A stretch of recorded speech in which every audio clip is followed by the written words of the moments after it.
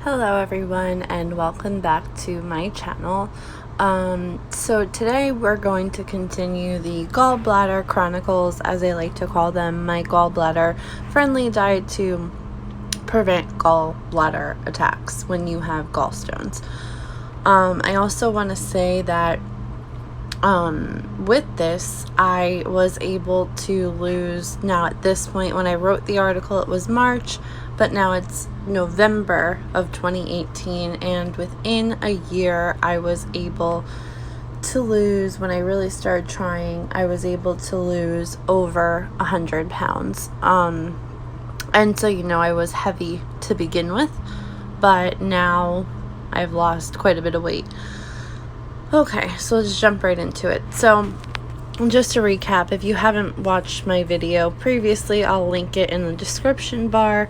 But what had happened was I was having gallbladder attacks, and so I decided that I needed to do some research and understand better how to prevent gallbladder attacks when you have gallstones.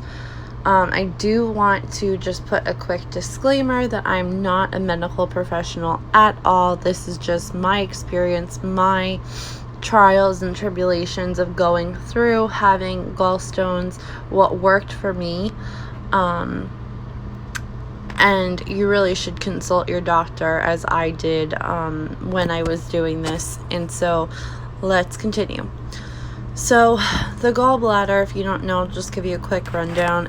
When you eat something with excess fat, it works overtime with the storage of bile to quickly break down the fat. When you eat less fat, your gallbladder really doesn't work so much, and just the bile that's normally floating around in your stomach is what you use to break it down. Okay, so foods that I avoided at all costs were high fat content foods such as the regular chips, dips, burgers, fried foods, full fat dairy products, sweets, cakes, so none of that. Eggs, I avoided eggs. I know that they're good for you, but in my case, they cause like almost an instant gallbladder attack, so I steered away from eggs. All beverages except water. I wouldn't drink soda like I normally would. I wouldn't drink coffee, which was really hard for me. Since then, I've incorporated both back, but while I was going through this, I did not eat any of that. Okay, so a typical day that I would eat, and I mean this went on for a good couple of months, I would have for breakfast fat-free cottage cheese or yogurt with peaches. For lunch, I would have grilled chicken. I made sure that all of the fat was trimmed off. I would have lettuce, typically romaine lettuce or butter lettuce. Those are my favorite.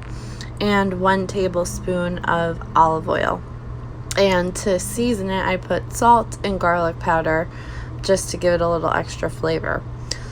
For dinner, I would have a regular portion, as recommended on the box, of elbow macaroni with peas or spinach, and grilled chicken just to make sure I got my protein, and 1 tablespoon of olive oil. Again, salt and garlic were what I used to season the food. And then during the day, if I found myself hungry, I would use my safe food for breakfast, and then I would just have that for a snack. In addition, knowing that I had some type of digestive issue, I would not eat past 6 p.m. just to allow my body some time to digest before I went to bed. That was just something that I did to put my mind at ease. I'm not entirely sure if it contributed at all to preventing a gallbladder attack. So let's go to my other app that I find really, really helpful. So this is Fat Secret. You can download it in the Apple Store, and I'm pretty sure you can also download it in the Google Play Store for those of you who have an Android phone. So this is what the dashboard looks like. You can log your weight, you can log your food, and you can also log your exercise. And what's really cool about this, and I'll go in there to show you, you can log if you do desk work, if you're standing, housework, driving, cooking. I put yoga because it's like an obvious exercise, but there's other things that you can add instead of just the obvious exercises like walking, running, etc. So I find that really cool.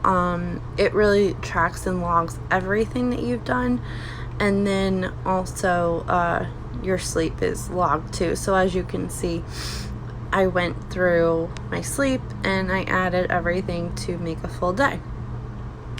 Okay, so that is the exercise portion of this. Now here we have the part of the app where you would log your food intake. And so something also that I want to point out is that now I try to keep my carbs limited. There's contradicting information. Some say you can absolutely lose weight with carbs fast, and some say that the Atkins is the way to go.